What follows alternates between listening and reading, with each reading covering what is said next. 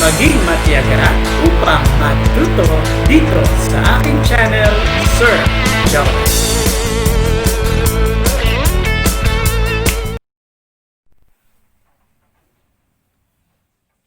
Good day everyone. Our topic today is about solving word problems involving multiplication without or with addition or subtraction of fractions and whole numbers. Well, itong topic na ito ay para sa ating mga grade 5 learners kung saan sila naman ang ating tutulungan sa pagkakataong ito. Kaya kung ready na kayo, kuha ang inyong mga ballpen at papel dahil uumpisahan na natin kung paano isolve ang mga problems given sa inyong module. Example number 1. A class of 40 pupils. 2/5 of them are boys. How many are girls? Our solution, 2/5 are boys, klaro naman. Therefore, 3/5 are girls. Bakit naging 3/5 are girls? Kasi nga, 2 out of 5 ay boys. Kaya ang natitira, to make it 5 ay 3 out of 5. And since ang tinatanong ay number of girls, since meron tayong 40 pupils, imumultiply natin yon sa 3 over 5. To solve the problem, pwedeng 3 times 40, yung sagot, i-divide nyo sa 5. Or pwede nyo namang i-cancel ang 40 and 5 at yung sagot, imumultiply sa 3. And that is your answer dito sa ating first example. Okay? Next. Example number 2. Rene had 960 pesos. He spent 1/3 of his money on food. How many were left to him?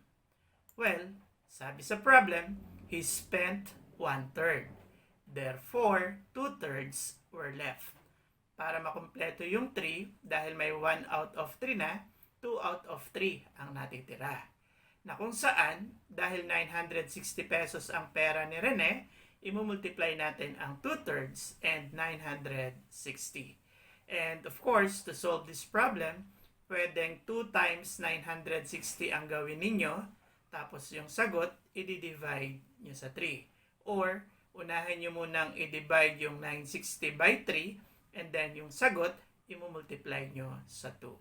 At yon ang magiging sagot sa inyong example number 2. Okay? Example number 3. Efren had 480 apples for sale. He sold 3/5 of them. How many were left? Well, it is clearly stated na ibinenta ay 3 out of 5. Therefore, 2 out of 5 ang natira. And since meron kang 480 apples in all, imumultiply mo siya by 2/5. So, paano natin isosolve? Ay di 2 times 480. Kung ano yung sagot, saka mo i-divide by 5. Or, pwede namang 480 divided by 5 muna, and then yung magiging sagot, saka mo i-multiply by 2. So, yun ang answer sa problem number 3. Example number 4. Find the product of 2/5 and 3/4. Well, madali lang siya. It is simply 2 out of 5 times 3 out of 4. In this case, pwede mong i-apply yung cancellation method na kung saan, pag nag-cancel, 1 numerator and 1 denominator. In this case, ang makakancel lang ay 2 and 4 by 2. At kapag na-cancel mo na yon, time for you to multiply numerators and then over denominators. So, that's it. That is our fourth example answer. Okay?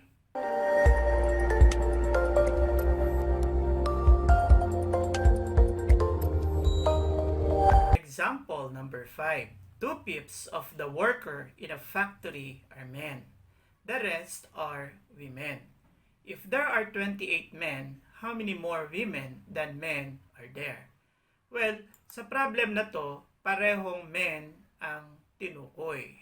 Kaya, hindi natin basta-basta agad masosolve kung gaano karami ang women compared to men. So ano ngayon ang ating magiging equation? Well, it is simply 2 pips times the number of workers equals 28. Bakit? Kasi nga, parehong may kinalaman sa mga kalalakihan na kung saan ay 2 pips of the number of workers ay 28. Okay? Now, ang target natin dito sa equation na ito is to solve for the total number of workers muna. And to solve this equation, imumultiply natin both sides ang equation sa 5 over 2. Itong 5 over 2, ito yung reciprocal of 2 pips. Upang sa ganon, masolve natin yung total number of workers. Na kung saan, base sa equation, kapag isinolve, ang total number of workers ay pumapatak na 70.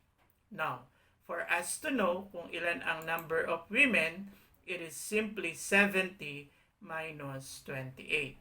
So, ano yung sagot?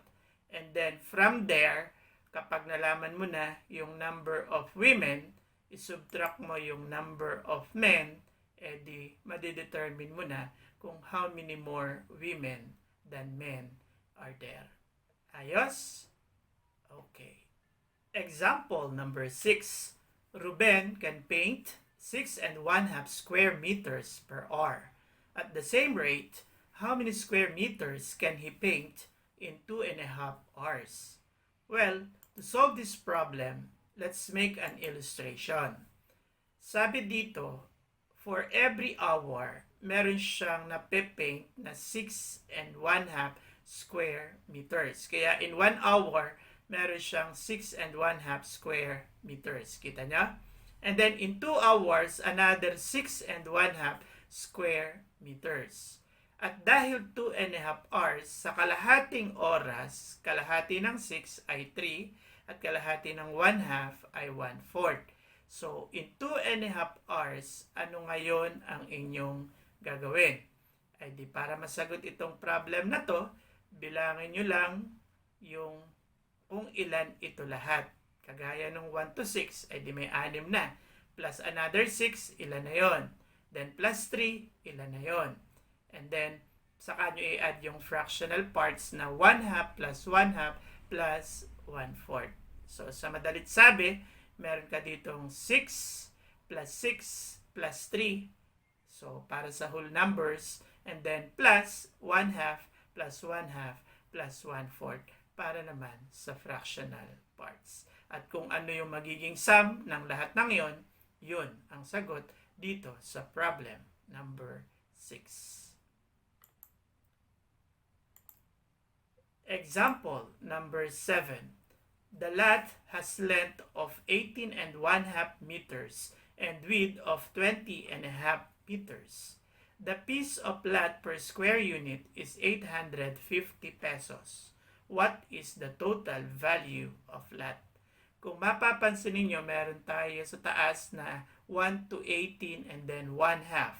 And then pababa na 1 to 20 and then 1/2. Because of 18 1/2 and 20 1/2 meters. Tingnan nga natin, ito yung ating magiging figure. To solve the problem, ang unang gagawin, number of yellow, bilangin ninyo kung ilan lahat, and then imumultiply nyo sa 850. Okay? And then, kasunod, yung number of blue, okay, bilang, imumultiply sa 1/2 or i-divide nyo sa 2. At yung sagot, ito times sa 850. Okay? At dahil yung kulay puti na nasa corner ay 1/4, bakit kaya naging 1/4 yun? Kasi nagkataon na dun sa dulong yon, ang length mo ay 1/2 at ang width mo ay 1/2. And 1/2 times 1/2 is 1/4. Kaya yung 1/4, imumultiply mo sa 850. Or yung 850, i-divide mo sa 4. Tapos, yung sagot mo dun sa tatlo, number of yellow times 850, plus number of blue times 1/2 times 850, plus 1/4 times 850, ay di yun yung magiging total value of lot natin. Okay? So, tsaga-tsaga lang. Dahil yun ang magiging sagot sa ating example number 7. Example number 8. 10 flowers were picked from the garden. 3/5 of it were yellow. How many are not yellow? Well, katulad lang ng kanina, clearly given na 3/5 were yellow. Therefore, 2/5 are not yellow. Kasi nga, sabi natin, the denominator is 5. In this case, 2/5 times 10 tayo ngayon. Paano isolve? Pwedeng i-multiply yung 2 times 10, and then yung sagot, i-divide sa 5. Or pwede namang i-cancel muna yung 10 and 5, at yung sagot, i-multiply sa 2. At yun ang sagot sa example number 8 na ito. Next, example number 9. In the EDSA, there are billboards located every 1.5 kilometers. There are 14 billboards in the EDSA highway. How long is the highway? Well, madali lang. It is simply 3 halves times 14. Uy, saan ang galing ang 3/2? Well, ikinonvert na ng sir yung 1.5. Paano nangyari yon? Yung denominator na 2 times the whole number 1 is 2. Plus the numerator 1 is 3. And then copy the denominator 2. So that's why naging siyang 3/2. And yung 14, syempre pa yung 14 billboards. To solve this, pwedeng i-multiply ang 3 and 14. Tapos yung product, i-divide sa 2. Or pwede namang i-cancel ang 14 and 2. And then yung sagot, i-multiply sa 3. At pag nangyari yon, then that's your answer in problem number 9. Next, problem number 10. The fish vendor sells 5/7 kilos of bangus for 72 pesos and 50 centavos. If you will buy 2 1/7 kilos of bangus, how much will it cost? Well, tingnan natin. Sabi dito, we have 2 1/7 kilos of bangus. Tama? And 2 1/7 ay equivalent, 2 1/7 is equivalent to 15/7. Now, since 15/7, ilang 5/7 kaya meron ang 15/7? Well, sabi natin, merong tatlong 5/7. Bakit?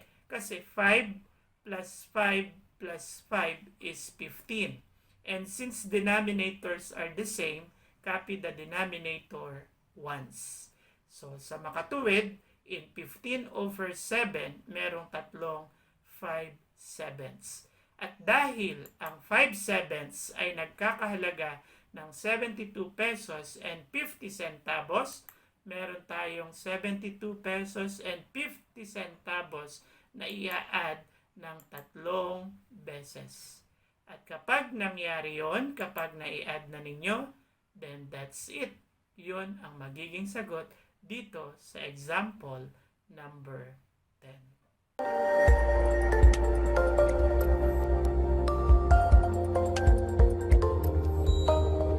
Example number 11. Mr. Rivera withdrew 7,500 pesos from his ATM account. He spent 4 nights of the money for her daughter's educational trip in Manila and 3/10 of the remaining on grocery. He spent the rest of the money for 2 sacks of rice. How much did he spend for each sack of rice? Now, tingnan natin. At first, sabi doon, he spent 4 nights. Ibig sabihin, may natitira tayong 5 nights of 7,500. And 5 nights of 7,500 is equivalent to 4,166 and 2/3. And since money ang pinag-uusapan natin, that is equivalent to 4,166 pesos and 67 centavos. Yan yung natira niya dun sa 7,500. Kasi nga, he spent 4 nights, of the money. That's why ang kinuha ng sir dito ay yung 5 nights na natira out of 7,500. Okay? So, ang pera na lang niya is 4,166 pesos and 67 centavos. Now, if we continue, bakit naman nagkaroon ng 7/10? According to the problem, yun daw, after spending 4 nights of the money, yung natitira na 3/10 ay para naman sa grocery. Therefore, kung ginastos niya yung 3/10 para sa grocery, may matitirang 7/10. Okay? Na kung saan 7/10 of 4,166 and 2/3. And that is 2,916 and 2/3. Na amounting to 2,916 pesos and 67 centavos. So, kanina, ang pera niyang natira from 7,500 ay 4,166 pesos and 67 centavos. Ngayon, matapos niyang gamitin yung 3/10 para sa grocery, ang natira na lang ay 2,916 pesos and 67 centavos. Ang tanong, paano o gaano daw ang presyo na nagastos niya sa bawat sako ng bigas? E di yung remaining na 2,916 and 2/3, i-divide natin by 2. At syempre pa, kung ano yung magiging sagot, so yun yung sagot dun sa inyong example number 11 na ito. At dahil ang pinag-uusapan ay pera, pwede nyong i-round off yung inyong sagot sa nearest hundreds. Okay? Next. Example number 12. Lira has flowers. 2 ninths of them are roses, and 3/7 of the remainder are sunflowers, and the rest are tulips. If she has 36 tulips, how many sunflowers and roses does she have all together? Okay, ano magiging statement natin dito? Isa-isahin natin. Sabi sa problem, 2 ninths are roses. Therefore, 7 ninths are not. Ibig sabihin, yung 7 ninths ay sum of sunflower and tulips. Okay? Now, bakit nagkaroon ng 3/7 times 7 ninths? Kasi nga, in the problem, 3/7 of the remainder. Okay? Yung 7 ninths ang remainder. Kasi nga, 2 ninths ay roses. That's why we have this 3/7 of, ibig sabihin, times 7/9 ay sunflowers. Therefore, out of 3/7, natira yung 4/7, di ba? Na kaya nagkaroon ako dito ng 4/7 times 7/9 para naman sa tulips. Okay? So, klaro yun. Now, if you notice, sabi natin kanina, 7 ninths are not. Ibig sabihin, sum of the sunflowers and tulips. So, kunwari, ilet natin yon as n. Okay? And then, let's have another equation na kung saan ay 4/7 of n is 36. Bakit naman naging 4/7 of n is 36? Kasi nga, yung 7 ninths, sabi natin kanina, is the total number of sunflowers and tulips. But according to the problem, meron daw siyang 36 tulips na kung saan it's 4/7 of the sum of the sunflowers and tulips, which is 36. Now, to solve for the total number of sunflowers and tulips, ito yung equation. To cancel 4/7, multiply both sides by 7/4. So, yan yung reciprocal ng 4/7. Upang sa ganon, matira sa left side yung n at nang pagkatapos masolve, makikita natin that the answer is 63. Ibig sabihin, ang total number of sunflowers and tulips ay 63. Okay? So 63. Initially, meron na tayong total number of flowers na 63. At yun ay sunflowers and tulips. Sa makatuwid, ilan ang sunflowers? 63 minus number of tulips na 36. Ang sunflower ay 27. Okay? Sunflower pa lang yun. Ang tanong ay how many sunflowers and roses does she have all together? So meron ka palang ay sunflower. So now let us continue. Ano ang magiging next equation natin? Let n be the total number of flowers. Pangkabuuan na. Okay? So sama-sama na sila. Ilan kaya yon? Bakit ako naglagay ng 7/9 which is 63? Kasi nga a while ago we found out na ang total number of sunflowers and tulips ay 63, na kung saan hindi ito yung roses. Kaya 7/9 of the total number of flowers which are not roses muna. Kasi yun ang ating nakuhang additional given. And to solve, para makancel yung 7/9, multiply both sides by its reciprocal, 9/7. Upang sa ganon, makuha natin yung total number of flowers na 81. Ibig sabihin, lahat-lahat, yung roses, tulips, and sunflowers ay may kabuuang 81. And then from here, madali na.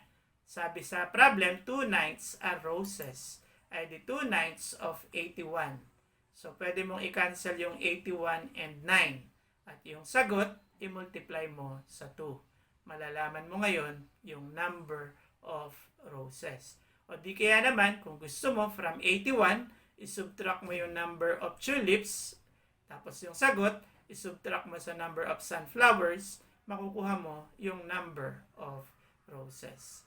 And since ang problem ay nagtatanong tungkol sa number of sunflowers and roses all together, ay the number of roses plus number of sunflowers will be your final answer.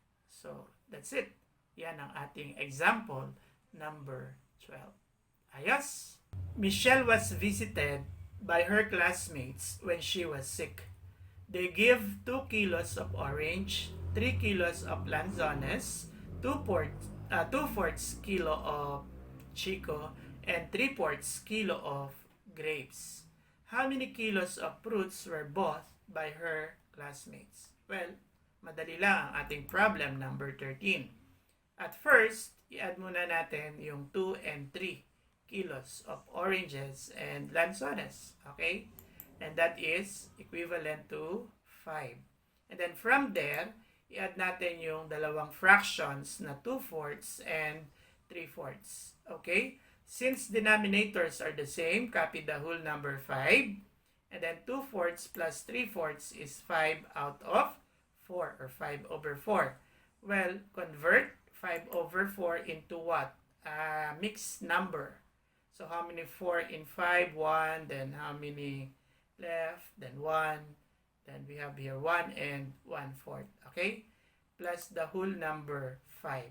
So, sa palagay mo, what is the sum of 5 and 1 and 1/4? So, that is our answer dito sa ating problem number 13. Example 14. Eva can finish sewing a bag in 3.5 hours. Edna can do the same task in only 2 1/3 hours. How fast can Edna sew? Well, kung madali kanina, madali rin itong problem number 14. It is simply 3 1/2 minus 2 1/3. Well, para ma-solve, convert lang muna natin into improper fraction. 3 1/2 will now what? 7/2. Why? 2 times 3 is 6 plus 1, 7. While 2 1/3 is 7/3 because 3 times 2 is 6 plus 1 is 7. And then from here, since magkaiba ang denominators, gawin nating parehong 6. Kasi nga, ang least common denominator of 2 and 3 here is 6. And then 6 divided by 2, it is 3, times the numerator 7, 21. Kaya naging 21/6. And then 6 divided by 3 is 2, times 7, kaya naging 14/6. over 6. Now, what do you think is 21 minus 14? So, that would be your answer on this problem. By the way, kung ang iyong magiging sagot ay improper fraction, i-convert mo lang ito into a mixed number. Muli po, maraming salamat sa inyong matiyagang pakikinig upang matuto dito sa aking channel, Sir Joel. But please do not forget to click like, share, subscribe, and hit the bell button for more notifications. Thank you, thank you!